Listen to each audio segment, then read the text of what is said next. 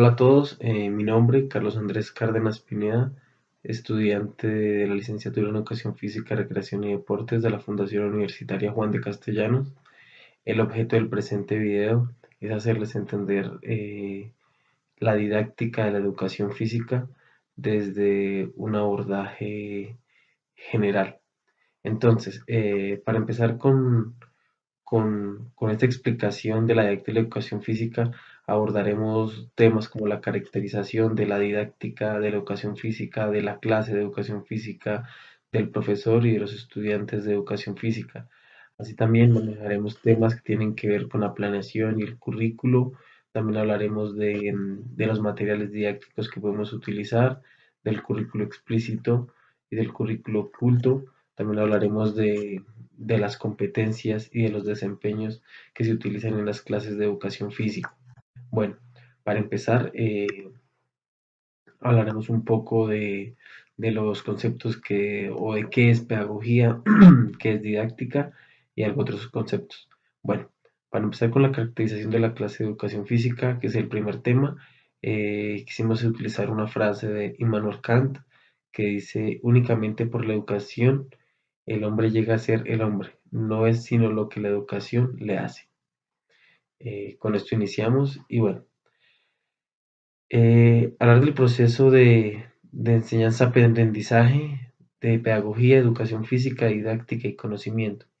Bueno, es importante empezar que la cabeza de todo esto es la pedagogía, que es el saber que deben poseer todos los maestros o maestras que se dedican a socializar o que se dedican a interpretar este proceso de enseñanza-aprendizaje con los estudiantes, en el que los principales actores, en el orden lógico, cuando hablamos de enseñanza-aprendizaje, es el maestro y el estudiante. Esos son los principales actores sin los cuales no existirían estos procesos. Ahora bien, ¿qué podemos hablar de nosotros de educación física? La educación física es la educación del cuerpo a través del movimiento, y el conocimiento es eso que se te pretende enseñar a través de la pedagogía. Según el método de enseñanza, se pretende orientar, se pretende construir o se pretende enseñar, ¿cierto? Listo. Para hablar de didáctica, hay varios conceptos de didáctica. Para algunos autores es una rama de la pedagogía, para otros es una disciplina de la pedagogía y para otros quizás para otros es una herramienta de la pedagogía. En mi caso, lo tomo como una herramienta de la pedagogía. Eh, Eso en cuanto a la didáctica general. La didáctica general es eso, ¿cierto? Entonces, eh, hablando en general de la didáctica, utilizamos dos actores, uno que es Zuluaga y otro que es Parlevas. Para Zuluaga es una rama derivada de la pedagogía con un carácter más práctico. Él habla que la pedagogía quizás es algo más general y la didáctica es más explícita y es más específica, ¿cierto? Parlevas habla de la didáctica como la organización de contenidos y procedimientos de enseñanza durante las situaciones de aprendizaje. Eso en cuanto a la didáctica. Ahora, la didáctica de la educación física. Para Sánchez 2003 es una disciplina autónoma, está constituida por el conjunto de elementos y contextos de la enseñanza-aprendizaje institucionalizadas en la medida que manejan información relacionada con las actividades físicas y el deporte. En ese sentido, como les explicaba anteriormente, la didáctica es esa herramienta que pretende o que busca que haya una secuencia lógica dentro del proceso de enseñanza-aprendizaje. Este proceso de enseñanza-aprendizaje, como lo mencioné anteriormente, se da dentro del proceso más general, que es la pedagogía. Y lo que hace la didáctica es facilitar este proceso y buscar que sea un proceso secuenciado y que se dé el aprendizaje en los estudiantes. Ahora bien, eh, quizás cuáles son los objetos o cuál es el interés de la didáctica de la educación física. Importante, uno de ellos es relacionar la realidad social con los contenidos. Uno que es la mejorando la calidad motriz, que se preocupa por mejorar la calidad motriz. Otro que es una estrategia pedagógica y otro que es la educación en valores. Bueno, Ahora vamos a hablar de lo que son los fines y propósitos de la educación física. Entre los fines y propósitos de educación física empezamos con los fines. Uno de los fines, eh, pasa lo mismo entre los fines y los objetivos de educación física. Es como lo que explicaba anteriormente sobre la pedagogía y la didáctica. Los fines es lo más general a lo que queremos llegar.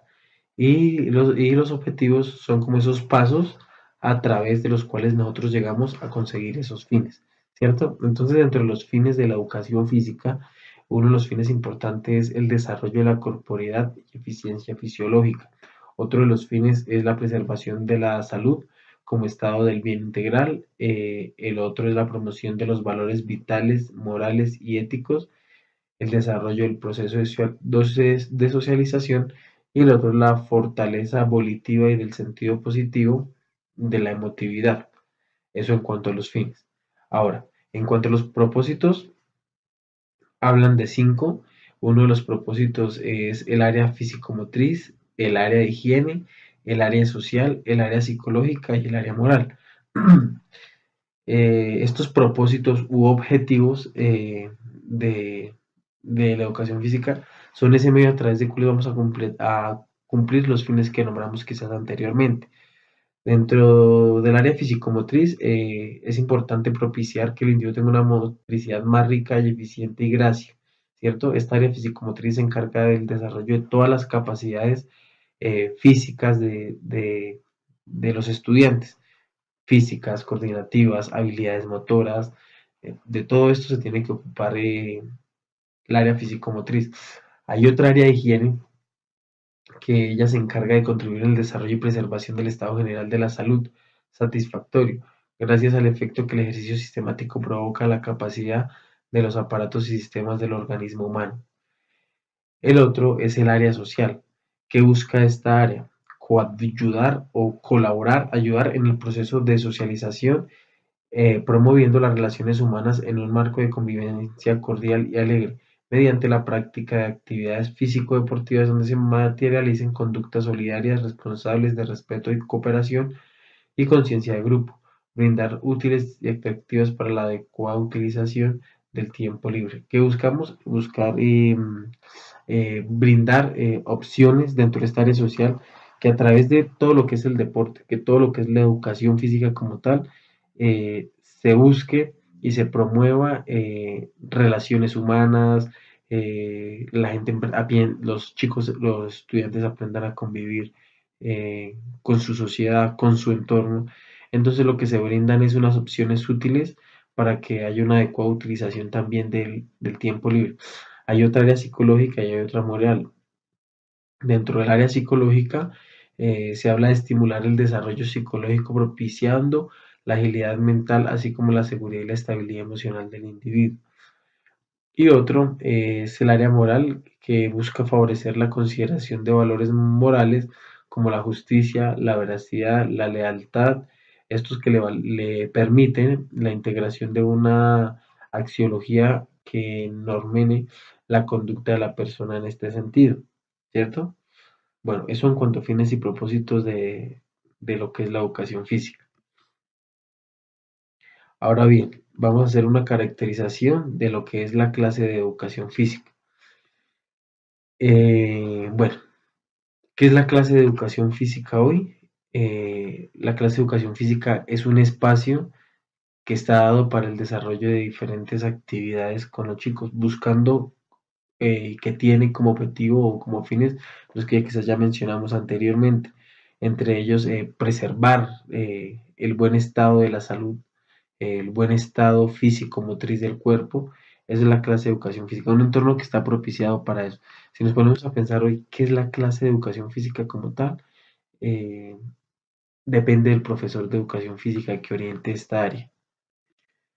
En este sentido, la clase o sería un espacio constructivista, lúdico, divertido, o sería por lo contrario un espacio monótono, aburrido. Como les decía, depende del profesor. Podemos encontrar profesores modernos que tienen una actitud eh, de cambiar, de construir, de que se cree una concepción nueva de lo que es la educación física. Eso es lo que buscan quizás la mayoría de los nuevos profesores de educación física. Bueno, vamos a hacer una caracterización de lo que es hoy a lo que quizás se quiere que sea la clase, el alumno y el profesor de educación física. Seguimos hablando de lo que es la clase. ¿Qué buscamos? Que sea una clase dinámica, como decía anteriormente, que los profesores modernos deben buscar una clase innovadora, que sea divertida. Todas esas dependen de las habilidades, de las capacidades del profesor de educación física, ¿cierto?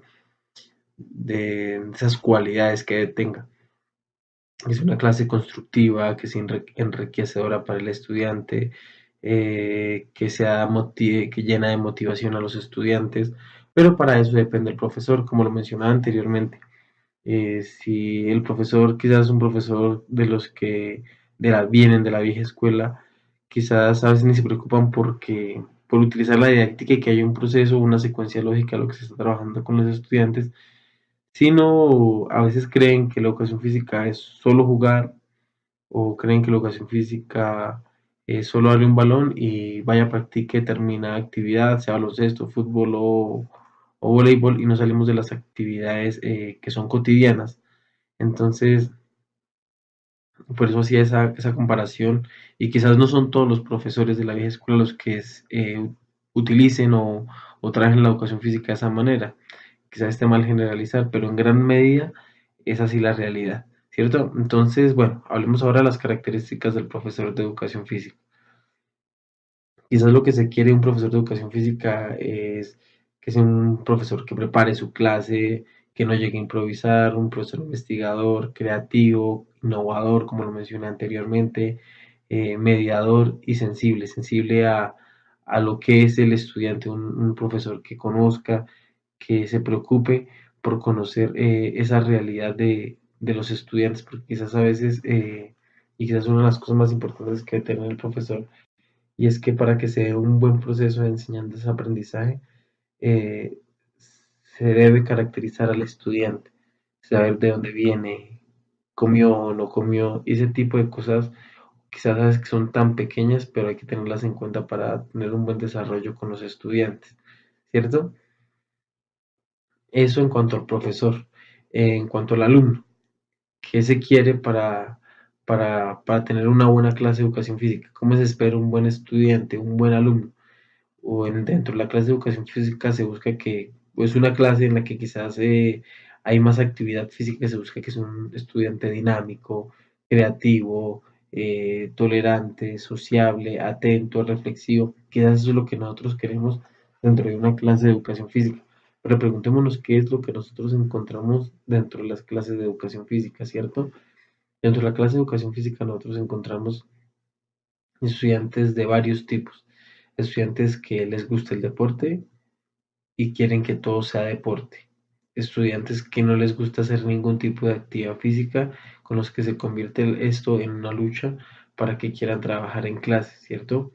Estudiantes que no les gusta ni el deporte, que no les gusta ninguna actividad física, que nunca quieren hacer nada, que lo que se va a hacer no les gusta nada. Entonces, quizás hoy los estudiantes se han preocupado por su imagen, por estar a la moda con las tecnologías, de estar con el celular, y son cosas o son situaciones que tienen un trasfondo y que manejarlas o cambiarlas no depende solo del profesor de educación física. Lo que pasa es que quizás es donde las clases donde más se notan este tipo de actitudes que están tomando últimamente los estudiantes. Entonces, por eso hay veces que depende del profesor también y depende del tipo de clase que el estudiante sea como todas las cualidades que se están mostrando dentro de las diapositivas. Bueno, ahora vamos a hablar de los elementos de una planeación.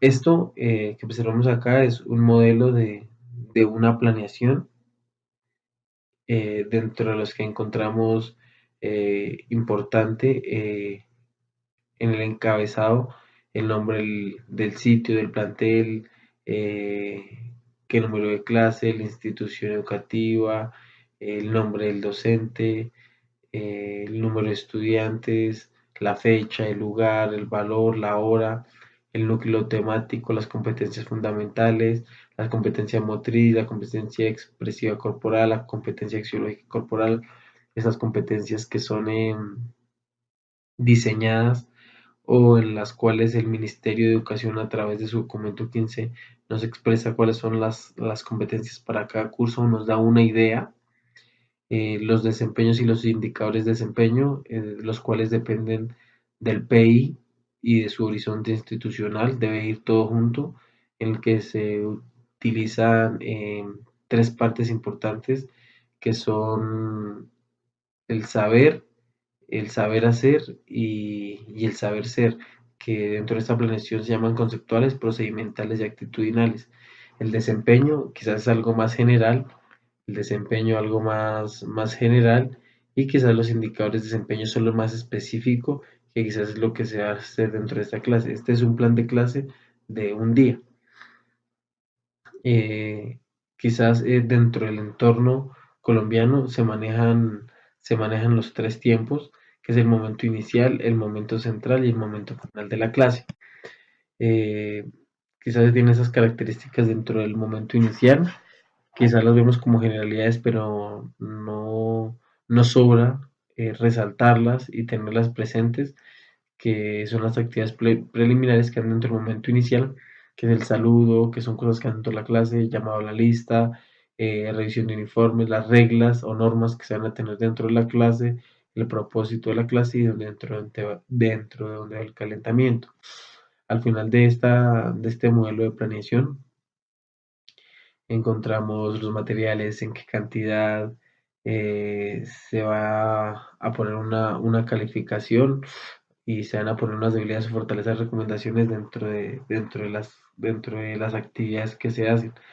Y se va a llevar un diario de campo en el que se anotan las situaciones atípicas o situaciones típicas y el manejo que quizás se le dieron, ¿cierto?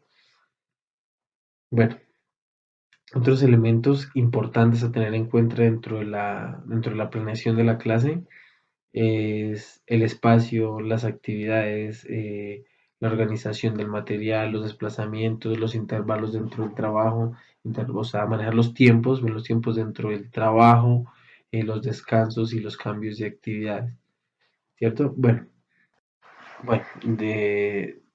quizás entre esos elementos que nombramos aquí hay otros que son muy importantes y quizás el principal y es el estudiante. eh, para la planeación de la clase es uno de los elementos más importantes del elemento humano, que a veces nos olvidamos eh, no de la persona, pero sí nos olvidamos quizás de la situación de que él vive, ¿cierto? Es difícil dentro de la educación física o dentro de la pedagogía, dentro de la educación y dentro de este proceso de enseñanza-aprendizaje, eh, conocer todas las cualidades y características o la vida de un estudiante para así poder ofrecerle un proceso de enseñanza-aprendizaje más o menos, porque como sabemos, entre los estilos de aprendizaje hay unos que tienen unos estilos más lentos para aprender, otros tienen una facilidad para aprender determinados temas y otros no tanto. Pero detrás de esto hay una persona, detrás de esto hay un ser humano que vive, que siente, que tiene una situación social, no sabemos si bien o mal, que viene de un tipo de familia monopaterna, monomaterna o una familia nuclear. Entonces, son condiciones que son muy importantes a modo general a modo general nos toca buscar la manera de mediar estas situaciones y buscar que la clase sea amena para todos. Entonces, de los elementos importantes, uno, es saber con qué material se cuenta, saber con qué tipo de estudiantes se cuenta, con cuántos estudiantes se cuenta, con qué escenarios se van a contar, eso dentro de lo de la planeación de la clase. El factor importantísimo, la planeación como factor importante y como medio importante para esta planeación, para hacer una excelente planeación, es el factor humano y saber con qué de lo material contamos. Bueno, ahora vamos a hablar de las fases de la clase. Esto Torres 2005, que nos plantea 4 fases, esto desde el punto de vista mexicano, desde el libro mexicano Didáctica de la Educación Física, nos plantean cuatro fases, una fase preliminar, una fase inicial, otra cardinal y otra terminal. Dentro de la preliminar hablan de las actividades o prevención de factores ajenos a la clase. Dentro de la inicial hablan de conseguir la preparación morfofuncional, que para nosotros es el calentamiento, y según depende del propósito de la clase, según lo que quieran buscar dentro de esta clase. La disposición psicológica también la manejan dentro de esa parte inicial. La cardinal, que para nosotros es la fase central, hablan de una etapa fundamental de la clase, el aprendizaje de destrezas motoras, incremento de la aptitud física y el desarrollo motor. Dentro de la fase terminal hablan del propósito, es que los alumnos regresen paulatinamente a la normalidad desde lo fisiológico y lo emocional, y desde lo emocional, y buscan la disminución del trabajo por medio de tareas más sencillas. Quizás lo que nosotros llamamos fase final o vuelta a la calma. Entonces, bueno, quizás a modo de, de opinión, la fase preliminar es la fase más importante de todo, que es la planeación, pero no iría desde el punto de vista personal dentro de lo que es el momento de la clase. Dentro del momento de la clase, la fase inicial, cardinal y terminal que plantea Torres, un mexicano, porque la preliminar es algo que no se hace dentro de la clase. Dentro de la clase entonces solo se hace la fase inicial, cardinal y central, lo que para nosotros sería la fase inicial, central y final. Dentro de nuestra clase la planteamos y hacen las mismas actividades. La fase inicial es el calentamiento, buscar acondicionar el cuerpo para el ejercicio, eh, y obviamente dar una explicación, qué es lo que se pretende, dar una información primero que todo, y también de proveer a los chicos o a los estudiantes una disposición para el desarrollo de esta asignatura, de esta práctica. En la fase central se va a trabajar según el objetivo de la clase y según lo que se tenga planteado. Se va a buscar cumplir con ese objetivo general de la clase y con ese indicador de los desempeños. Y se busca obviamente, como deben tener un objetivo, ya sea estimular o mejorar alguna de las capacidades a través de algún deporte, eso es lo que se busca, es lo que se va a propender desarrollar dentro de los estudiantes.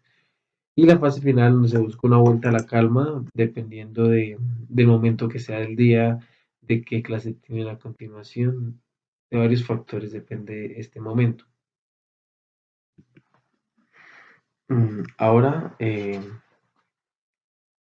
la estructura de la clase, desde lo que se ha venido manejando en Colombia hace mucho tiempo, que es lo que les explicaba anteriormente, que es una parte inicial, una parte central y una parte final. López en 2009 habla de la estructura de la clase, eh, abarca aspectos de carácter psicológico, pedagógico, fisiológico, didáctico y metodológico. Es importante resaltar que dentro del plan de clase se debe llevar o se debe anotar qué tipo de metodología se va a utilizar. Es algo muy importante para el desarrollo de las clases. Bueno, él habla de unos puntos importantes dentro de cada uno de los apartados, dentro de la parte inicial, parte central y parte final. Bueno, dentro de la parte inicial, López habla de que se debe garantizar la creación de un ambiente educativo, una clara orientación hacia el objetivo que constituye una parte importante de carácter didáctico y metodológico. Es importante que el estudiante sepa qué se va a hacer para que haya un funcionamiento más adecuado a lo que es la clase. Quizás en algunas instituciones optan por utilizar una parte de esa, de esa parte inicial, valga la redundancia, para explicar o para hacer una introducción teórica a los temas que se van a trabajar durante el desarrollo de la clase. Más que todo se da entre los establecimientos que utilizan las 2 horas de educación física seguidas. Pues como el decreto 1860 dice que esto es autonomía de las instituciones, determinar cómo van a distribuir las horas, en horas de 45 minutos, horas de 50, de 55, 60 minutos, si las van a usar un día 1 hora y un día la otra hora, eso es dependiendo de la institución, ¿cierto? por lo general en los colegios que utilizan las 2 horas de educación física el mismo día, pasa a utilizar una parte para hacer una introducción teórica y la utilizan dentro de la parte inicial de la clase. Además, ¿qué más pretenden preparar al organismo para la actividad principal, como lo mencioné anteriormente? Y bueno, utilizan un calentamiento específico, quizás empieza con un calentamiento general y luego se hace un calentamiento específico según el objetivo de, de la clase, según el objetivo y lo que se planteó entre los desempeños e indicadores de desempeños. Dentro de la parte central, esta parte importante, básica de la clase de educación física, donde se cumplen los objetivos instructivos de desarrollo de las capacidades físicas y educativas a la clase sobre la base de objetivos propuestos, tal cual como lo mencionaba, dependiendo de qué es lo que se ha propuesto para desarrollar dentro de esta clase. También las acciones del profesor derivadas de la aplicación de métodos de enseñanza, tales como la explicación y demostración y corrección de una situación muy importante que se da dentro de la clase y es la corrección continua de lo que se está haciendo. Claro que esto depende siempre y cuando del modelo pedagógico que se esté utilizando. Dentro de la parte final, el análisis de los resultados alcanzados para que los alumnos tomen conciencia de sus deficiencias individuales y las colectivas. Para esto se utiliza una realimentación muchas veces, se hacen los estiramientos para volver a la calma y para que el cuerpo vuelva a su estado inicial. Y luego es importante hacer una realimentación que quizás a veces dentro del entorno cuesta mucho porque a veces las horas son muy cortas o siempre le están quitando horas a la clase de educación física y se cumple solo con las 2 primeras partes de la clase, pero es importante planear, hacer una muy buena planeación, teniendo en cuenta todas estas cosas que pueden pasar y desarrollar una muy buena parte final para hacer esa realimentación, para buscar que el estudiante se autoevalúe y a partir de esta autoevaluación mejore. Bueno, mm, los tipos de clase, también siendo en cuenta con lo que propone y con lo que habla Torres de su experiencia en México, porque es un libro orientado hacia México, pero que se parece mucho a la realidad de nosotros. Él habla de los tipos de clase, habla de una clase de desarrollo, una clase de introducción al tema, una clase de consolidación y una clase de evaluación. Mm, Bueno, dentro de esta clase de desarrollo, o para todas estas clases, Torres propone un tipo de aspectos importantes para cada uno de estos tipos de clase. Dentro de la desarrollo, que es como una familiarización a lo que es la clase, a lo que va a ser la clase de introducción al tema, como les mencioné anteriormente, es una familiarización donde no va a haber un objetivo, no va a haber una evaluación. Lo que se pretende es adelantar unos contenidos temáticos relacionados con lo que quizás va a ser la unidad, que es lo más general, y es una clase de motivación previa a la introducción del tema. Como lo que les decía anteriormente, es una familiarización en la que se pretende que el estudiante le vaya cogiendo gusto a lo que se pretende hacer. El siguiente tipo de clase es la introducción al tema. Eh, es la primera clase de una unidad. Esta ya es una de las clases que pertenecen a ese número de conocimientos fundamentales y a una unidad de tema determinado establece también condiciones de evaluación y determinados por los objetivos o pausas. En esta clase ya se dan todas las condiciones que se pretenden hacer. Como les mencioné anteriormente, es la primera clase de una unidad o de un periodo, según cómo se planee dentro del plan de estudios y dentro del plan de área, y que obviamente debe ir en concordancia con su UPI, su horizonte institucional. Eh, ¿Qué más? En esta clase se establecen las condiciones de evaluación, las condiciones, los objetivos y se busca dejar claro todo lo que se pretende hacer durante la unidad del periodo y obviamente de lo más específico que en ese momento sería la clase. Seguida de esta sigue una clase de consolidación de donde se siguen ya desarrollando actividades específicas donde ya va a haber una fijación de una tarea motriz.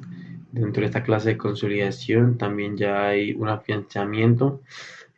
Por medio de actividades se refuerzan las clases de aplicación y bueno, se crea confianza y se demuestra lo aprendido. Dentro de esta clase de consolidación ya tiene que haber un avance significativo dentro de las tareas o conceptos que está desarrollando el estudiante dentro del periodo. Bueno, seguido de esto sigue la clase de evaluación, que como su nombre lo indica es donde se evalúa lo hecho durante las otras tres partes de la clase, como lo plantea Torres. Eh, en esta sesión se verifica el nivel de apropiación de los conceptos que se mide, puede ser mediante un test, puede ser mediante un ejercicio que integre todas las partes. También se organiza y se desarrolla una serie de actividades que permiten ver o validar indicadores previamente establecidos o, como les mencionaba anteriormente, la aplicación de los test. Esto ahí donde se miden los objetivos propuestos, las competencias propuestas y se desarrollaron a través de los desempeños y ahí verificamos, como lo había mencionado, que haya quedado no solo la tarea motriz, sino también quizás una parte del concepto fijada dentro del estudiante. Bueno, seguimos con otro nivel importante, que es la planeación y organización de la clase de educación física. La importancia de lo que es la planeación. Entonces, tocamos algunos puntos específicos de lo que provee hacer una buena planeación. Uno de ellos es que la planeación propicia la definición de objetivos claros y concisos, permite estructurar los contenidos en orden y coherencia, favorece la adecuada utilización de los medios didácticos, ofrece una mayor garantía en la consecución de resultados, también optimiza la distribución del tiempo, evita la rutina y la improvisación, propicia la renovación de procedimientos y actividades y promueve un continuo mejoramiento. Además, la planeación permite que haya una secuencia lógica dentro de lo que se le está enseñando a los estudiantes, que no nos saltemos quizás pasos importantes dentro de las tareas y entre los trabajos motrices, que es muy importante seguir una secuencia y esto es lo que permite la didáctica, esto es lo que permite esta disciplina que es la didáctica, que se hagan las tareas secuenciadas, que todo lleve un orden cronológico de tiempo para que se logren cumplir los desempeños y en lo más general que son las competencias. Bueno, hablar de la estructura del registro pragmático sobre los objetivos, una organización y una ecuación morfofuncional. Eh, Cuando hablamos de registro pragmático, obviamente nos referimos a lo que es el plan de clase, ¿cierto? Bueno, entonces para tener un adecuado plan de clase, Tor nos plantea varios puntos. Como mencioné anteriormente, unos puntos de estos son el objetivo, la organización y la ecuación morfofuncional. ¿Por qué los objetivos? ¿Por qué dentro de este plan de clase es importante plantearnos unos objetivos? Bueno, los objetivos que nos expresan lo que se pretende alcanzar en una clase o en un periodo de tiempo. También se deben redactar con precisión y claridad, esto para tener presente qué es lo que se quiere hacer y a dónde se quiere llegar. También esto nos van a indicar los resultados a obtener y también determina los medios y procedimientos didácticos a través de los cuales pretendemos cumplir dichos objetivos. Bueno, en cuanto a la organización, esto es un orden lógico que lleva según Torres eh, que nos provee la organización o cómo se hace, se indican actividades preliminares para disponer a los alumnos a comenzar la clase, la formación inicial, la asistencia y disposición de los medios didácticos. Esto, esto se parece al plan desarrollado por la práctica pedagógica y de la práctica integral. Porque digo que esto que planteaba por Torres es igual o se parece a lo que se hace dentro de las prácticas de la universidad, porque esta parte de la organización que para nosotros está dentro de la parte inicial de la clase, Es donde, como ellos le llaman organización, para nosotros es una parte inicial donde también le damos a los estudiantes una serie de, de reglamentos que se van o tareas que se deben cumplir dentro de la clase, una serie de propósitos y pues también se hace el llamado a lista, se organiza el grupo y como lo mencioné anteriormente, se dan unas pautas para el desarrollo de la clase. Después sigue la adecuación morfofuncional, que para nosotros sería el calentamiento, adecuación morfofuncional que es algo más específico que del área. En esta adecuación morfofuncional se indica de manera concreta los ejercicios necesarios para lograr una disposición fisiológica apropiada para tener mayor grado de eficiencia con el fin de no sufrir lesiones, incluir ilustraciones que hagan más clara la ejercitación. eh, lo que se pretende en esta adecuación morfofuncional o calentamiento es adaptar el cuerpo o disponer el cuerpo para lo que es el ejercicio. Seguido de esto hay una introducción, una presentación del tema y una fijación. Dentro de la introducción se enuncian los contenidos y las actividades a realizar. Se habla de la clase anterior con el fin de articular las experiencias basadas, con el fin como lo decía, y lo que es la didáctica, de seguir una secuencia lógica de las cosas que se están haciendo. Y también hay una explicación concreta de la esencia de la clase, de sus objetivos y las actividades principales. Durante la presentación del tema se suele desarrollar una forma de lista, enunciar los puntos clave con respecto a lo que se va a enseñar. Se puede utilizar una guía de orientación también, que quizás a veces son unas fichas bibliográficas en las que uno lleva lo que se va a hacer teniendo la planeación previamente establecida. Dentro de la fijación, que ya haría parte de la parte central, se describe de manera concreta las actividades, juegos, tareas y ejercicios a realizar. Se ilustra a veces según la planeación con dibujos o, o también se utilizan muchas veces se utilizan las convenciones para hacer más fácil la concepción o entender la planeación, ¿cierto? Esto es algo que es personal, que quizás no es para que los estudiantes lo entiendan, sino para uno tener presente cómo se va a hacer, cuáles son los movimientos, cómo es el ejercicio y este tipo de cosas. También se habla de una aplicación, evaluación y recuperación. Dentro de la aplicación se describen ejercicios que el grupo debe realizar. Se utilizan prácticas predeportivas, deportivas que permitan la transferencia de las destrezas. Eh, en las cualidades físicas también se utilizan juegos para desarrollar estas cualidades de la resistencia, la velocidad, la fuerza, la flexibilidad.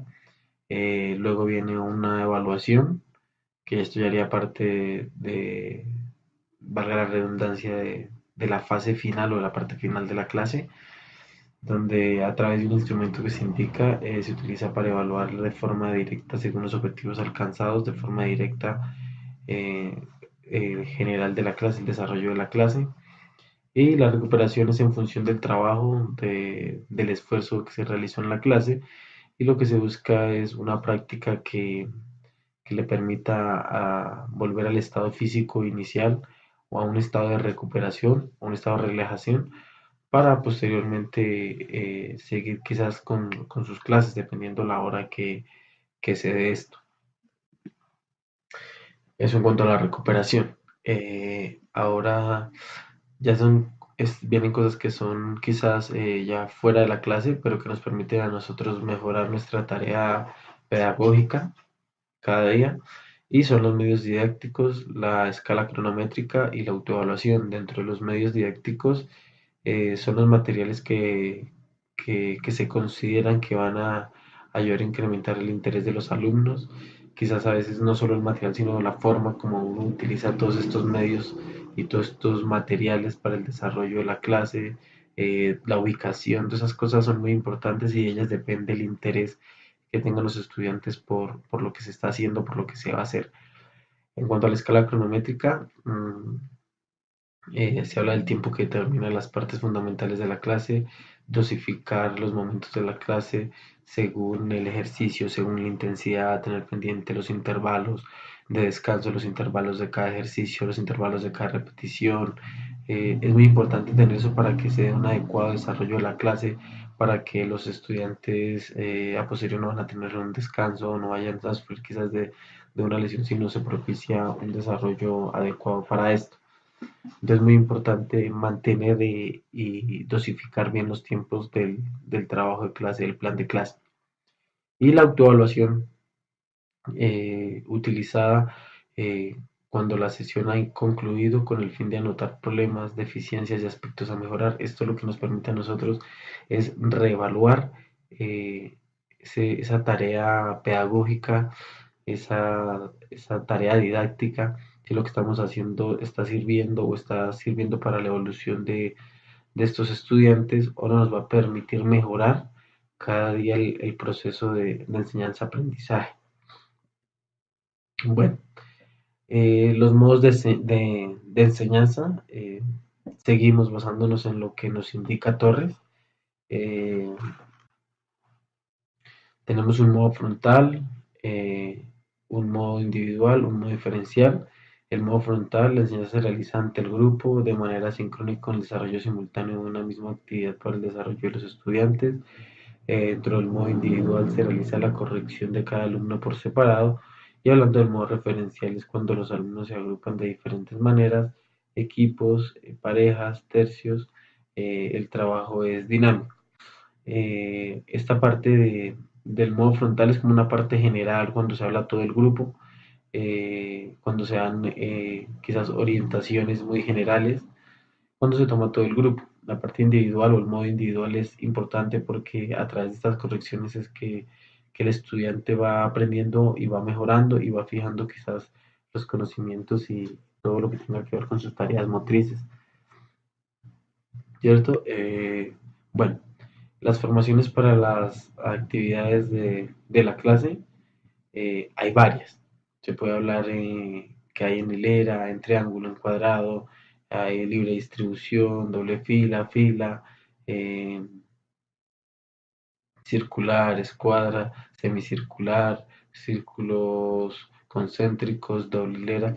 Esto depende según de la actividad que el profesor pretenda hacer. eh, Según el objetivo de la actividad, de esto depende mucho el orden de la clase. Quizás a veces de la formación de la clase, quizás a veces es bueno la distribución de a veces utilizar todo el espacio, a veces dependiendo del grupo y si se quiere tener controlado, son muy buenas las hileras, las filas, quizás los cuadrados dependiendo del ejercicio, las escuadras, hay veces que se utilizan más para orientar hacia lo que quiere uno, las formaciones y se hace bandera, ese tipo de cosas dentro del colegio que también le competen al profesor de educación física. Bueno, los procedimientos de organización. Seguimos también hablando de lo que Torres concibe. Hablamos del circuito, enseñanza recíproca, recorrido, entrenamiento para el funcionamiento físico, entrenamiento de intervalo, ejercitación en cuadro. Mm, en cuanto a esto, se puede decir dentro del circuito, digamos, se desarrollan varias estaciones y se ubican por estudiantes o por grupos de estudiantes. Dentro del circuito se establece en determinado tiempo, determinada cantidad de repeticiones. Apenas se terminan con eso, van pasando a la siguiente estación. Dentro del recorrido, que es algo muy parecido al circuito, también se ubican estaciones con la diferencia de que es más corto el trabajo y más fluido. Se termina la estación y hay varias repeticiones perdón, se termina el recorrido, hay un descanso y vuelve a ser la misma repetición. Este es más fluido y los periodos de tiempo son más cortos. Entonces se hace una hilera, se ubican en la hilera y empiezan a pasar por cada una de las estaciones. Va saliendo, digamos, cada determinado periodo de tiempo y van haciendo el recorrido. También se utiliza de forma circular o puede ser también en cuadro.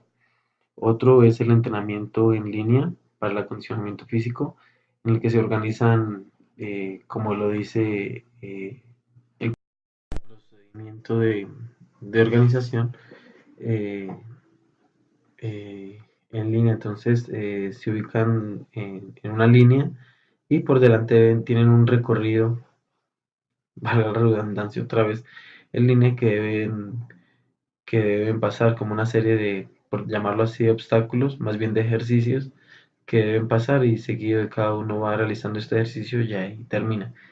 Otro es el entrenamiento de intervalo. No sé si la palabra entrenamiento debería ir dentro de la clase, pero así lo plantea Torres. Este por intervalo, digamos, se pueden hacer varias hileras con el mismo ejercicio. Los primeros de cada hilera hacen el ejercicio. eh, Desde luego de estas a un determinado tiempo o al sonido de un silbato, sale el siguiente y así sucesivamente. El otro es la ejercitación en cuadro, en el que hay dos intervalos, uno de trabajo y uno de descanso, de pausa activa. Digamos, se hace un cuadro de 20 por 20. En los primeros 20 metros el estudiante hace determinado ejercicio, en los siguientes 20 metros hace un trote, una pausa activa, en los siguientes 20 metros vuelve a hacer el mismo ejercicio o hace otro ejercicio diferente, eh, otros 20 descanso, 20 ejercicio, 20 descanso activo, 20 ejercicio, 20 descanso activo y así sucesivamente. Bueno, en cuanto a la enseñanza recíproca, entonces los estudiantes dentro de esta enseñanza recíproca, el- se ubican los estudiantes en grupos y siempre van a estar liderados por uno de los estudiantes más sobresalientes que quizás son seleccionados por el profesor. Y obviamente, como lo decía, tienen que ser estudiantes sobresalientes que puedan coayudar o colaborar con este proceso de formación para sus compañeros. Es bueno quizás que estos grupos sean identificados por un nombre, por un color y de esta manera mejoren sus trabajos. Bueno, seguido de esto ya hablamos de enfoques metodológicos aplicados a la educación física. Entonces, bueno, entre estos modelos encontramos tradicional, expositivo, conflictivo, cognitivo, descubrimiento, investigación dirigida. Esto por nombrar solo algunos modelos. Cooperativo también es otro modelo. En este quisimos utilizar esta, este tipo de cuadro en el que hablamos también no solo del modelo, sino el rol del estudiante y el rol de docente dentro de cada uno de los modelos, ¿cierto? Hablando del modelo tradicional, ¿cuáles son las características del modelo tradicional? Ese es uno de los modelos que ha persistido a través de los años. En este, el rol del estudiante es un estudiante pasivo, un aprendizaje democrático, y el docente tiene la última palabra. En este modelo tradicional es en el que un modelo conductista también se podría llamar de esa manera, en el que lo que hace el docente es impartir conceptos y, digamos, en el caso de la educación física, el profesor lo que hace es hacer el ejercicio y el estudiante repita y ya, el conocimiento está ahí, es lo que el profesor diga y el profesor tiene la última palabra. Bueno, ventajas, se logra un aprendizaje de conocimiento científico, especialmente por el uso de la memoria, como lo decía, el profesor dice, y ellos fijan ese concepto, y las desventajas, pues que la formación pedagógica es pobre o nula.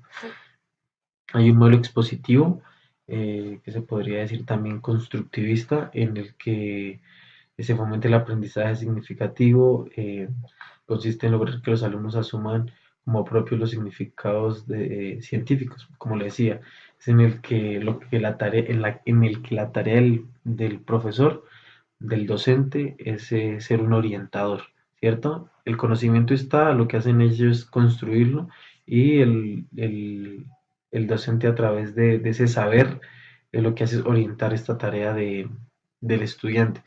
En este, el rol del estudiante es un estudiante que se muestra más participativo, tiene esa oportunidad y el conocimiento parte de los presaberes del estudiante, siempre basados en esos conocimientos previos que tienen los estudiantes. Bueno, unas ventajas y desventajas de este modelo cooperativo y, perdón, constructivista. Las ventajas que fomenta el aprendizaje significativo, logra que el estudiante sea más activo y construya su propio conocimiento. Y de unas ventajas solo se aplica a ciertos estudiantes, pues deben tener un determinado nivel de comprensión y desarrollo cognitivo. ¿A qué se refiere con esto? Que el problema de,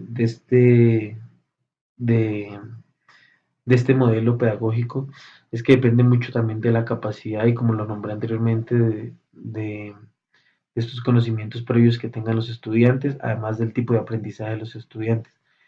Como decía, hay estudiantes que tienen quizás una forma de aprendizaje más rápida que los demás, entonces en grupos grandes quizás puede ser complicado por los niveles de aprendizaje llevar a éxito eh, los frutos de estos modelos pedagógicos o de este modelo pedagógico.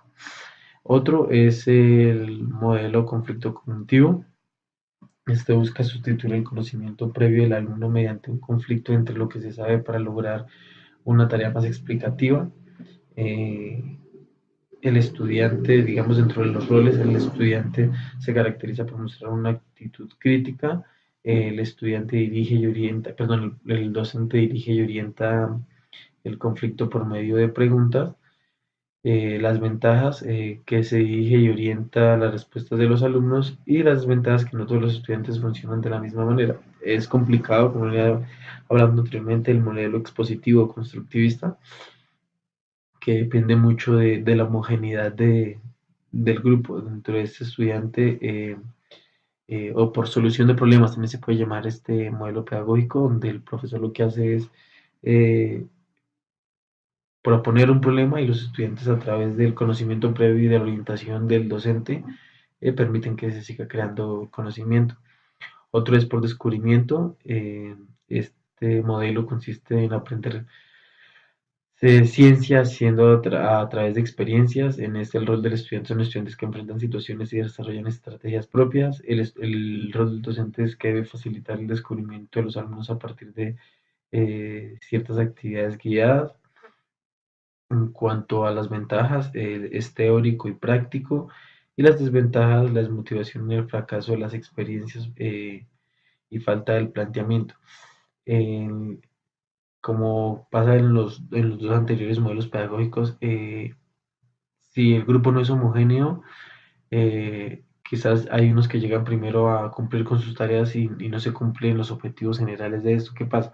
Como mencionaba anteriormente, según el estudiante, hay estudiantes que tienen más habilidades o capacidades o tienen desarrolladas otras capacidades más que otros, terminan por descubrir o por hacer el ejercicio solo algunos y esto causa quizás desmotivación y fracaso en otros estudiantes.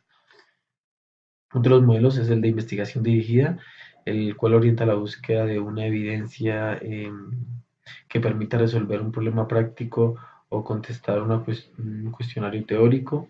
Entre el rol del estudiante reescriben sus propias ideas y la interpretación en términos de otro modelo. En el rol del docente logra el cumplimiento de los objetivos, debe proporcionar a los estudiantes una guía para que ellos manejen y puedan realizar su propio proyecto científico. Dentro de las ventajas del aprendizaje es experimentar y estimular la construcción del conocimiento y dentro de las ventajas que requiere un cambio de currículo en sus metas y procedimientos. Es un modelo bueno quizás para otras tareas, no tanto para lo que nos compete a nosotros, que es la educación física. Eh, Quizás el cooperativo es uno de los modelos que más se ajustan a lo que, a lo que se busca y a lo que se quiere.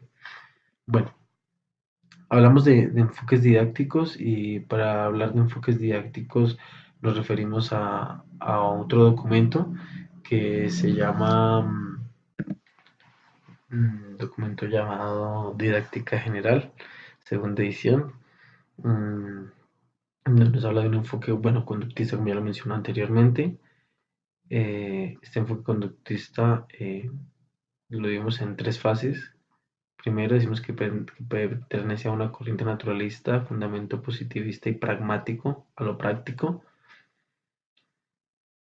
Y dentro de este entonces se habla de organizar el contexto, de formular preguntas, de variar la situación estímulo, de ilustrar con ejemplos, propiciar la realimentación. También se habla de emplear esfuerzos, favorecer experiencias, facilitar la comunicación.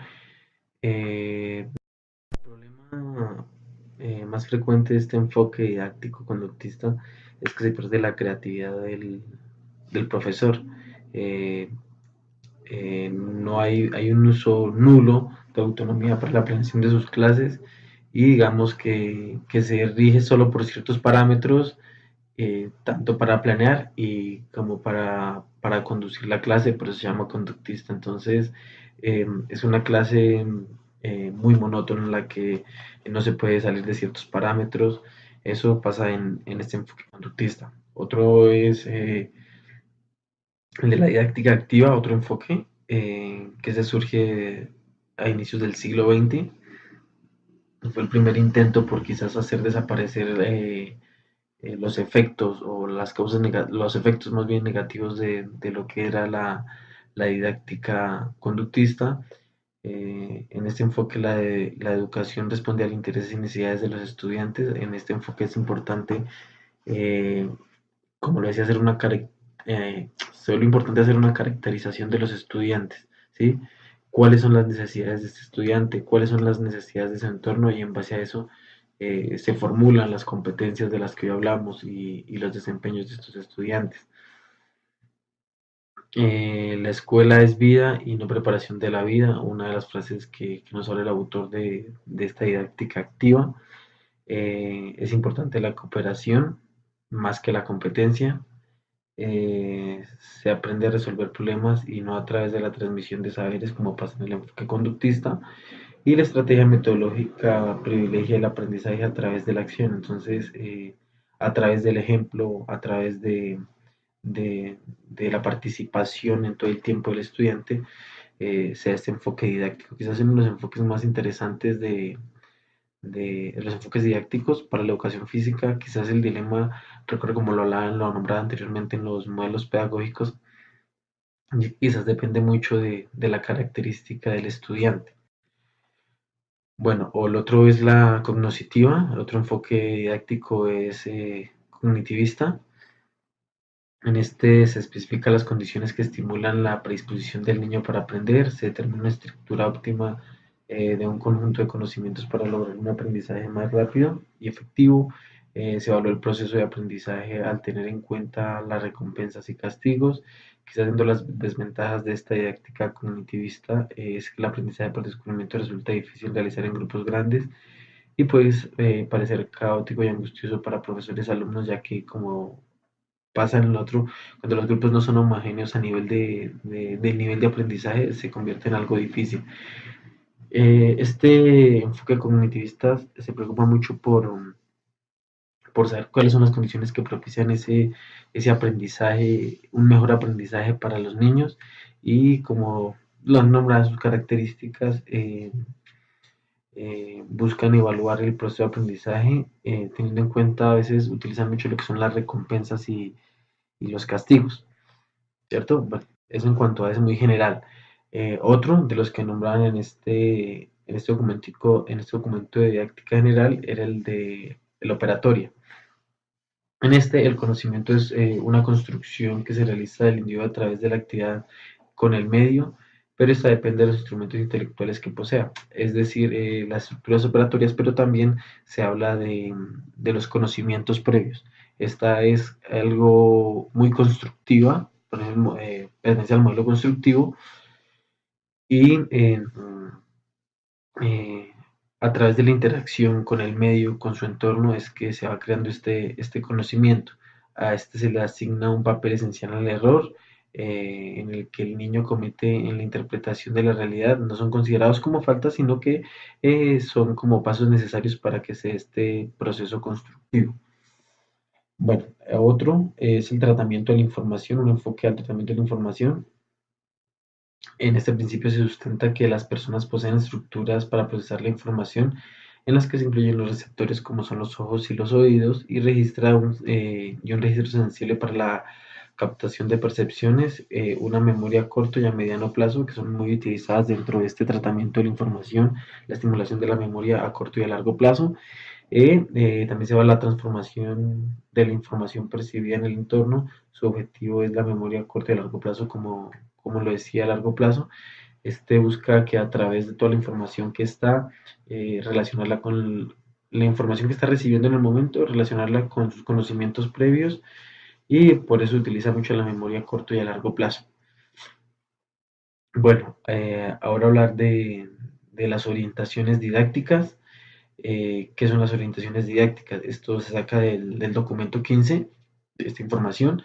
Hablar de la didáctica de enseñanza de la educación física para el desarrollo de competencias específicas tiene como objeto la transformación en cada uno de los aspectos del proceso formativo, a las cuales se debe responder a la acción del docente. Dentro de estas orientaciones está el enfoque integrador de la enseñanza, la participación del estudiante en el papel propositivo y el papel propositivo del maestro, las prácticas significativas que concreten la intención formativa contenida en el desarrollo de las competencias. Dentro del enfoque integrador de la enseñanza, saber qué, el saber cómo y el saber para qué, ese es el enfoque integrador de la enseñanza. Saber cómo se va a enseñar, saber qué se va a enseñar y para qué se va a enseñar es importantísimo. Y en cuanto pues a lo que nos consideramos nosotros desde la educación física, en toda acción motriz está presente la totalidad del estudiante, quien siente, se expresa, se comunica y actúa en la comunidad. eh, Conceptos, prácticas, contextos y sentido que conforman la unidad que orienta el proceso de desarrollo de la competencia. Como lo decía anteriormente, este enfoque integrador de la enseñanza como les integrador es un todo donde va no solo lo motriz desde nuestra área, sino que también se preocupa por, por estas tres cosas importantes que es qué se le debe enseñar a él, cómo se le debe enseñar y para qué se le debe enseñar. Otro es la participación del estudiante y el papel propositivo del maestro. En este la finalidad es orientar el paso de un estudiante dependiente pasivo a un estudiante participativo y activo, eh, y con mucha iniciativa, que ya tenga cierta autonomía para decidir y para proponer.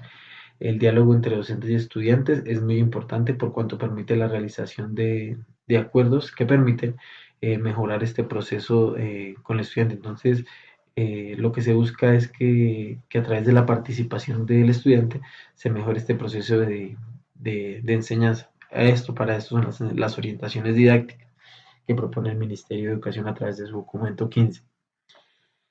Bueno, las prácticas significativas que concreten la intención formativa y contenida en el desarrollo de las competencias, esto en cuanto al el contexto social y cultural, es un factor importante para la definición del sentido de los desempeños, cada una de las competencias y sus interrelaciones.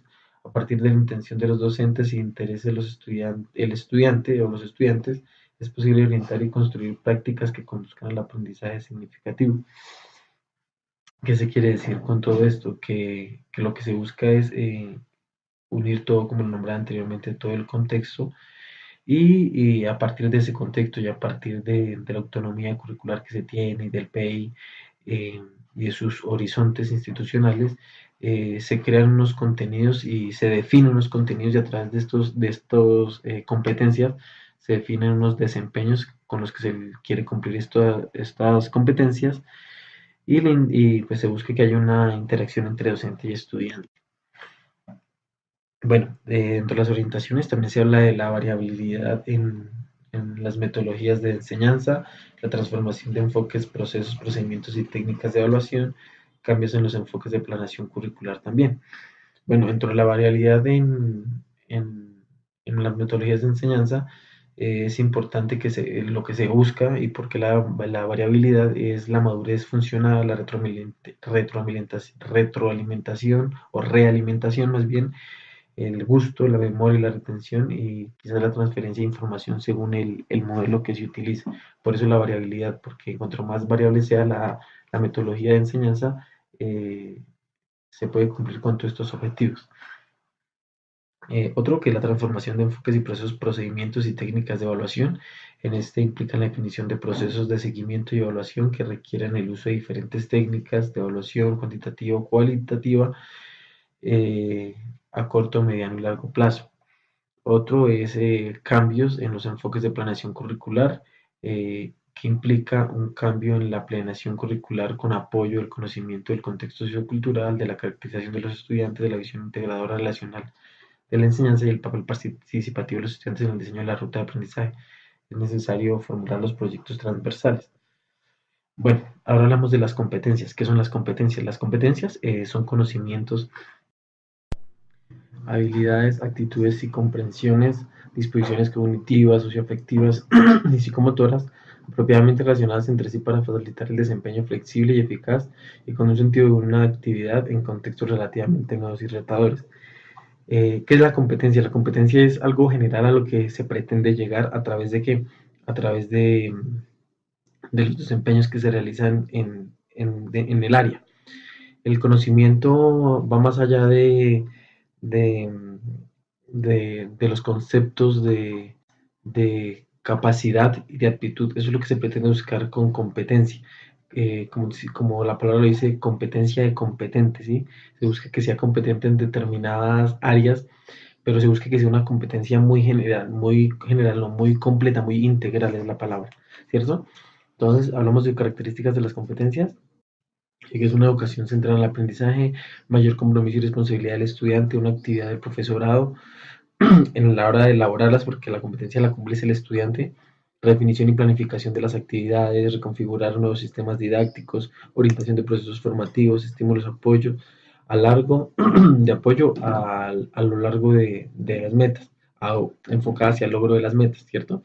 Bueno, cómo se redacta una competencia? Es importante que se inicia con un objeto, con un verbo, perdón.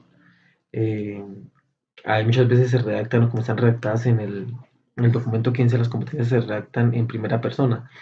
Mm, Reconocer, ¿qué quiero reconocer? Sería el objeto, sería el verbo reconocer. ¿Qué quiero reconocer? Eso sería el objeto. Entonces, reconocer la capacidad eh, que tiene mi cuerpo, ese sería el objeto.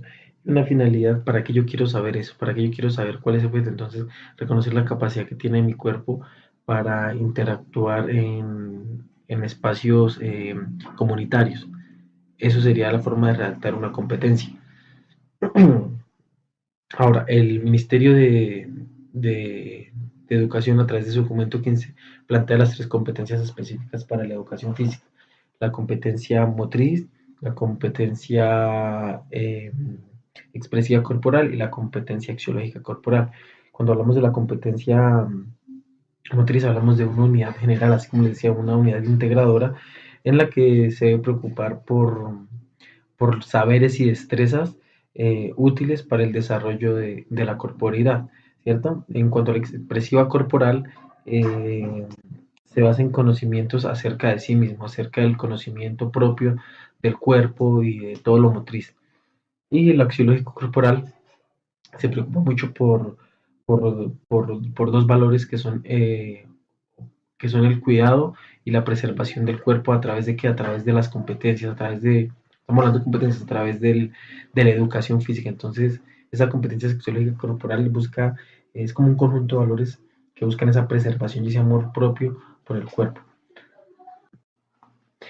Bueno, también están, como habíamos hablado, las competencias específicas, que son las mismas conceptual, procedimental y actitudinal. La conceptual es donde se maneja el concepto, la procedimental es donde se aplica ese concepto a lo práctico, hablando de la educación física, y la actitudinal tiene que ver con la parte axiológica y con la parte de valores, donde el estudiante, dentro de toda esta parte conceptual y procedimental, incluye también su parte axiológica y su parte de valores, dándole un valor a lo que es este trabajo, no un valor económico, sino un valor formativo a este trabajo, ¿cierto?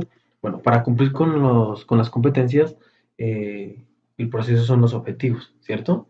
Son los desempeños. Entonces, como les nombraba y les hacía la analogía en cuanto a la didáctica y la pedagogía, que la pedagogía es general y la didáctica es más específica, pues pretende ser ese paso a paso para cumplir con la pedagogía, con el objetivo principal de la pedagogía. Así sucede con las competencias y los desempeños. Las competencias son más generales y los desempeños son ese paso a paso, esos objetivos específicos a través de los cuales se va a cumplir estas competencias. Entonces, ¿qué es un desempeño? ¿O qué pasa en los desempeños?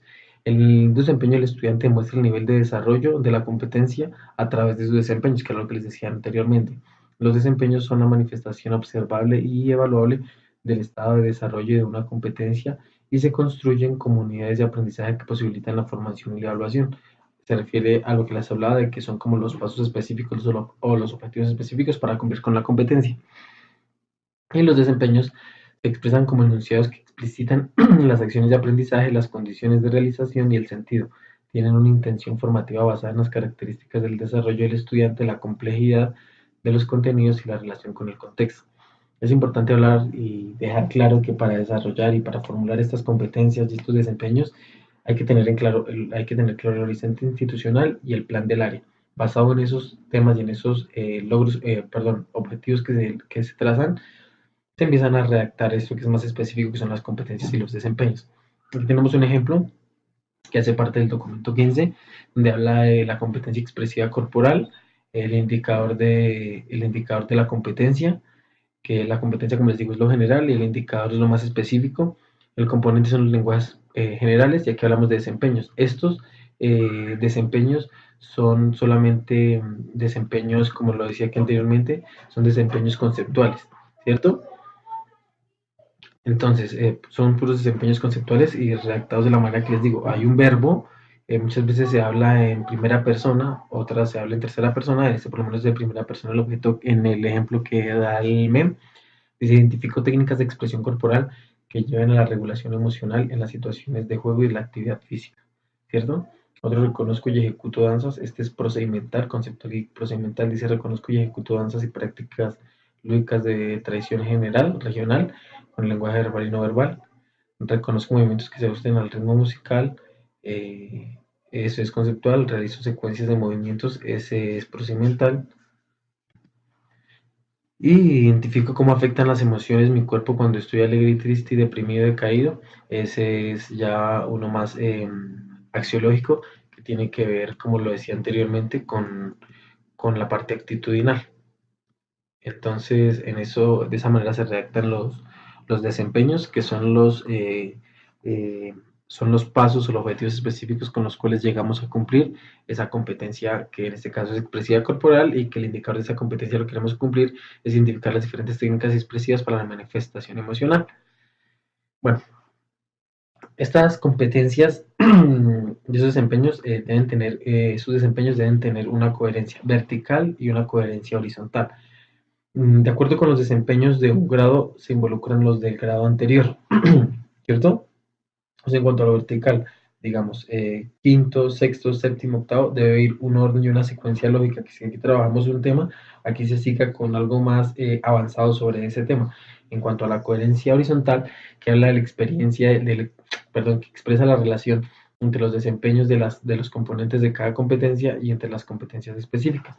Es igual, solo que hagamos de periodo a periodo, dentro de que lleva una coherencia de periodo a periodo, una secuencia lógica, que es lo que les digo que permite la didáctica, para cumplir con dicho objetivo planteado. La formulación de los desempeños eh, encuentran la coherencia en las características de crecimiento, desarrollo y aprendizaje del estudiante. Eso es lo que se busca, que haya esa coherencia para que sea un proceso lógico y secuenciado. Bueno, ahora vamos a hablar un poco de lo que es el plan de estudios. Mm, Según la ley 115, es el esquema estructurado de las áreas obligatorias y fundamentales y de áreas adaptativas con respectivas asignaturas que forman parte del currículo de los establecimientos educativos. En la educación formal, dicho plan debe establecer objetos por niveles, grados y áreas, la metodología, la distribución del tiempo, los criterios de evaluación y la administración de acuerdo con el PI y con las disposiciones legales vigentes. Como lo hablaba anteriormente, entre los apartados, este plan de estudios y este que hace parte del PEI es de pura autonomía de la institución educativa.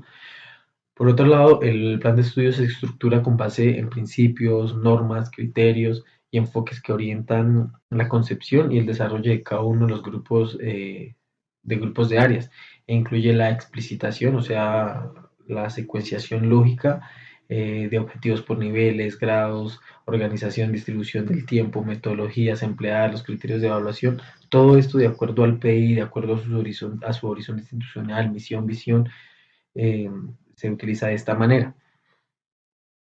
Bueno, cuando hablamos de autonomía curricular, como les decía anteriormente, entre los límites fijados por la ley y el PI, las instituciones de educación formal gozan de una autonomía para a organizar las áreas fundamentales de conocimiento definidas para el nivel, introducir asignaturas optativas dentro de las áreas establecidas por la ley adaptar algunas áreas a las necesidades y características regionales, adaptar métodos de enseñanza y organizar actividades formativas, culturales y deportivas dentro de los lineamientos que establezca el MEN.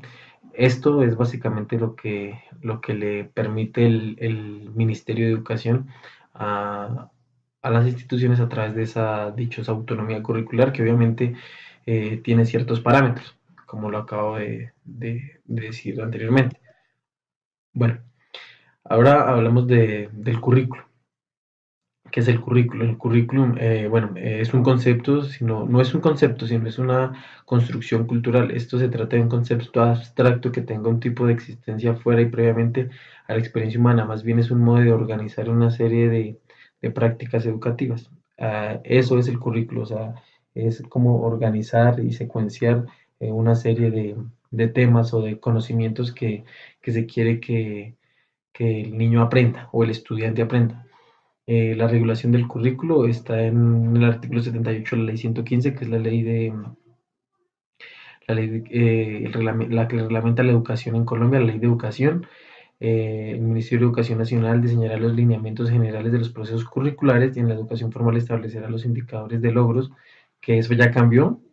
Eh, ya no son logros, sino son competencias para cada grado de los niveles educativos, tal como lo fija el artículo 148, funciones del MEN, Ministerio de Educación Nacional, numeral 1, de Política de Planeación, literal de la ley 115, establecer los indicadores de logro curriculares y en la educación formal, fijarlos para el grado de los niveles educativos. Esto fue ya derogado, que ahora no se habla de logros. Bueno, hablemos de diseño curricular, hablamos de un currículo base y de un currículo que es el explícito y de un currículo oculto. El base es el conjunto de objetivos, contenidos y métodos pedagógicos y criterios de evaluación de cada uno de los niveles, etapas, ciclos, modificaciones del sistema educativo que orienta la práctica docente. La oferta y las oportunidades educativas se compendian en la noción de currículo, todo aquello que el educando adquiere durante el proceso educativo a nivel de educación primaria. Ahora el currículo oculto. Se llama currículo oculto a estos aprendizajes que son incorporados por los estudiantes, aunque dichos aspectos no figuran en el currículo oficial. Se refiere a conocimientos adquiridos en las escuelas de primaria, secundarias, normalmente con una connotación negativa, producto de la forma repeticia de influir sobre las personas en esta formación. Reforzar las desigualdades sociales existentes mediante la enseñanza de temas y comportamientos en función de clase y estatus social de los estudiantes. ¿A qué se refiere con este currículo oculto? Que a pesar de que no está contemplado dentro del currículo institucional de lo que se pretende hacer, son temas que le van a favorecer en el desarrollo general, en el desarrollo integral del estudiante, que son propuestas que se hacen quizás por los docentes preocupados por la educación. Bueno, ahora hablemos del modelo y del diseño curricular. Para hablar del modelo curricular, hablamos de que son finalidades y valores que actúan en diversos planes del desarrollo del individuo, cognitivos, sociales, motrices, expresivos, comunicativos y de bienestar. La finalidad de la educación física, ¿cuál es? Es mejorar y orientar el desarrollo de la competencia motriz para que valoren y comprendan la dimensión teórica y práctica de la actividad física como un eje dentro de la calidad de vida. Como lo mencionamos en muchos de los apartados anteriores, el objeto de esta es educar el cuerpo no solo desde lo motriz, sino también desde lo conceptual y también desde lo axiológico. Por otra parte, busca contribuir a una formación integral, como le estaba diciendo, del alumno a través de una propuesta sólida, secuenciada, que es lo que es la parte fundamental que nos presta o que nos ayuda la didáctica, y es eso, es buscar una secuencia lógica y fundamental a nivel deportivo y recreativo que genere un cambio positivo en los hábitos y en la calidad de vida de los estudiantes, que a futuro pues van a ser esas personas que van a manejarlo, que van a ser parte de esta sociedad. En cuanto al diseño curricular, es un proyecto de acción educativa que sirve para guiar la acción pedagógica de los profesores, haciéndola cada vez más eficaz, enfrentarse a múltiples situaciones. Las finalidades de este es fortalecer la actividad docente de enseñar, aprender, organizar y estructurar aprendizajes y ayudar a conformar los procesos de enseñanza-aprendizaje por cada uno de los niveles. Bueno, el juego, el juego, eh, el juego es como el medio para enseñar en la educación física, ¿cierto? El juego es un medio, así como es la didáctica para el proceso de enseñanza-aprendizaje, el juego también es otro medio. ¿Qué podemos hablar del juego? El juego es placentero, es natural y motivador, es liberador, es socializador. Esos son aspectos que uno necesita del juego. Además, eh, estos aspectos permiten que el niño se integre de verdad a la educación física, porque quizás se cansan de la monotonía cuando es mal orientada y orientada hacia el deporte, se aburren. Entonces, eh, la educación física es como el medio para el deporte es como un medio para la educación física también. Entonces, las características del juego, esas que les nombré anteriormente, en lo placentero, pues porque hay que producir una satisfacción. En lo natural y motivador, el juego es una actividad motivadora, por tanto, que es de una práctica natural, liberador, ya que dentro del juego es una actividad libre donde nadie está obligado a jugar. Entonces, lo que les nombraba anteriormente, y socializador, porque esta práctica mucho favorece el desarrollo de hábitos de cooperación, de convivencia, de mucha comunicación y de trabajo en equipo. Mundo aparte, creador y expresivo es lo que se pretende hacer con los estudiantes. La práctica del juego evade la realidad y lo que busca llevarlos a otra situación, sacarlos quizás de esa monotonía a veces dentro del salón. Creador, porque la práctica del juego favorece el desarrollo de la creatividad y la espontaneidad en los estudiantes. Expresivo, ya que es un elemento favorecedor de la exteriorización de lo que se siente, de lo que piensan y cómo se sienten los estudiantes. Bueno, esto como ya lo hemos hablado, pero es importante tenerlo en cuenta. Las partes de la sesión de la clase, los objetivos, como se trabaja con el juego y, digamos, los juegos. Entonces, digamos, dentro del calentamiento, la animación, la motivación, la preparación físico-física del estudiante, la tonificación de los sistemas, o sea, es poner el cuerpo en funcionamiento eh, para el trabajo. Y los juegos que utilizan son juegos motores de media intensidad, mediana intensidad. La parte principal, los objetivos ya son concretos de la sesión y ya los juegos tienen que ser un poquito de más alta intensidad y el desarrollo anatómico y orgánico dependiendo de lo que se esté buscando y cuál sea el objetivo. Ya para la vuelta a la cama y la recuperación son juegos de baja intensidad, sensoriales. Como les digo que esto tiene que ser integral, juegos de habilidades de pensamiento y ese tipo de trabajos. Bueno, ahora es importante hablar de la evaluación dentro de la educación física.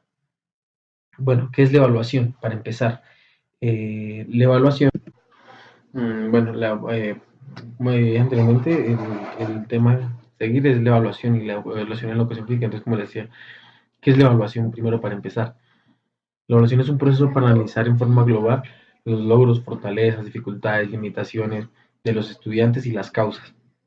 ¿Cierto? Eso es lo que se pretende buscar a través de la autoevaluación y a través de esta evaluación, que quizás no se hace después de evaluación, es mirar qué mecanismos podemos hacer para mejorar este proceso de enseñanza-aprendizaje, que creo que es la parte más importante de la evaluación. Otro es que la evaluación está centrada en la forma como los estudiantes aprenden sin descuidar la calidad de lo que aprende y de transformar en una continua y procesal. Entonces, debe ser transparente, continua, procesual, algo que yo decía, debe haber un proceso que nos permita mejorar, ¿cierto? Como decía, está centrada en que el estudiante aprenda sin descuidar la calidad de lo que aprende. Es que es muy importante que haya calidad en lo que aprende y para eso es que sirve la evaluación. No se puede descuidar la calidad y de cómo se aprende, ¿cierto? Otro aspecto importante de la evaluación es motivada, motivadora, es formativa, motivadora, orientadora, pero nunca sanatoria.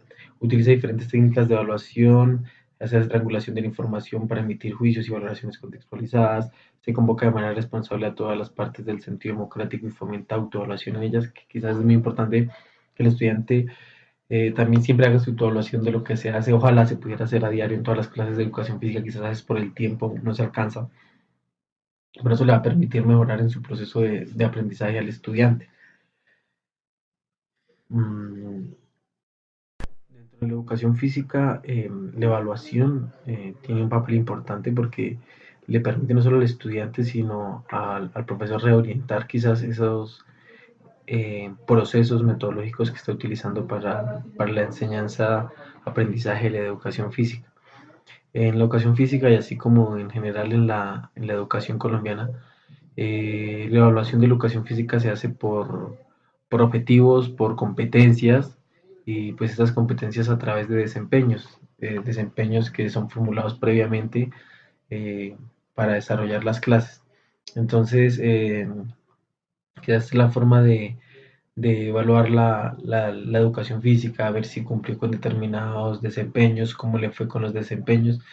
pero la evaluación en la educación física debe ser algo más integral, que debe preocuparse, así como los planes, debe preocuparse por lo conceptual, por lo procedimental. Algo muy importante es por lo axiológico, y que dentro de esta evaluación se encuentre ese componente integral donde reúne estas tres características. Eso en cuanto a la evaluación en la educación física. Listo. Ahora es importante también hablar de ciertos aspectos que, que nos habla la ley, como por ejemplo los objetivos específicos de la educación preescolar, el conocimiento de su propio cuerpo y las posibilidades de acción, adquisición de su identidad, autonomía, el crecimiento armónico y equilibrado del niño, el desarrollo de la creatividad y destrezas y habilidades propias de la edad, el desarrollo de la capacidad para adquirir formas de expresión, relación y comunicación, participación de actividades lúdicas con otros niños, adultos, estímulo la curiosidad para observar y explorar el medio natural, familiar y social, el reconocimiento de su dimensión espiritual, la vinculación de la familia y la comunidad en el proceso educativo, la formación de hábitos de alimentación, de higiene, aseo y orden. Esto es lo que plantea la ley 115 entre su artículo 16. Bueno, también hablamos del artículo 5, donde nos habla del desarrollo de la personalidad, la formación y el respeto a la autoridad legítima, el acceso al conocimiento y la ciencia de la tecnología, el desarrollo de la capacidad crítica, reflexiva y analítica, la formación para la promoción y preservación de la salud de la higiene, que es lo que nos compete a nosotros como físicos, la formación en el respeto y la vida de los derechos humanos, el estudio y la comprensión crítica y comprensión crítica de la cultura nacional. Mm, Uno de los objetivos específicos de la educación básica en el ciclo primaria, que también los determina la ley 115, que es la formación de valores fundamentales para la convivencia en una ciudad democrática y participativa, el fomento del deseo de saber, de la iniciativa personal frente al conocimiento, desarrollo de habilidades comunicativas básicas para leer, comprender, escribir, escuchar, hablar, expresarse, el desarrollo de conocimientos matemáticos necesarios para manejar y también para utilizar las operaciones simples, la comprensión básica del medio físico, social, cultural a nivel local, la asimilación de conceptos científicos en las áreas de conocimiento, también la valoración de la higiene y la salud de su propio cuerpo, así como pasaba en la educación preescolar, la formación artística mediante la expresión corporal, el desarrollo de valores civiles, éticos y morales. Eh, Ahora de la educación media, el artículo 30 nos habla de esos objetivos que son la profundización en un campo del conocimiento, la incorporación de la investigación en el proceso cognitivo, la vinculación de programas de desarrollo y organización social y comunitario que entienden dentro del entorno, el fomento de la conciencia y la participación de acciones cívicas y de servicio social, la capacidad reflexiva y crítica sobre múltiples aspectos de lo que pasa en nuestra realidad y en la realidad de ellos, desarrollo de las capacidades para profundizar en el campo del conocimiento de acuerdo con las con los potenciales que ellos tienen y sus intereses, y profundización del conocimiento en las ciencias naturales. Eso en cuanto a un poco lo que nos habla la ley 115, ya abordamos lo que es el currículo y, y lo que quieren decir sobre el currículo.